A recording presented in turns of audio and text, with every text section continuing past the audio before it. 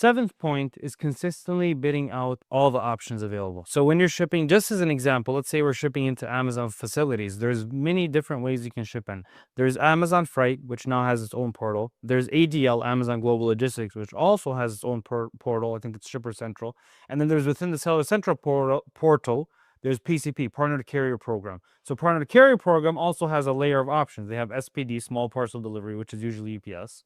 Then they have LTL, which is limited truckload. So that's where you're using various brokers out there, Roadrunners, STs, just as some examples. And then you have FTL. And also LTL and FTL, you might end up, they might bid out Amazon Freight to go through there as well. So they could use them. But the point of the premise is that every time we make a shipment, we're bidding out those options. Also shipping to Amazon inbound facilities, you can go with a third-party carrier where, like, let's say Estes, you can contract them and they ship a full truckload for you in there as example. I'm not endorsing Estes, but actually we had a little bit of trouble with them. They're fine, but we have better options that we're using for ourselves and that we're bidding out brokers. But I just wanted to mention a few names out there. So that's just something to keep in mind, is that every time we're shipping out, this is just an example to inbound facilities, we're bidding out all the various options and we're seeing which one is the best. And for the eighth point, you'll mention why this is so important, making sure that you're checking the various options. And this is also when we're shipping to our Minnesota facility.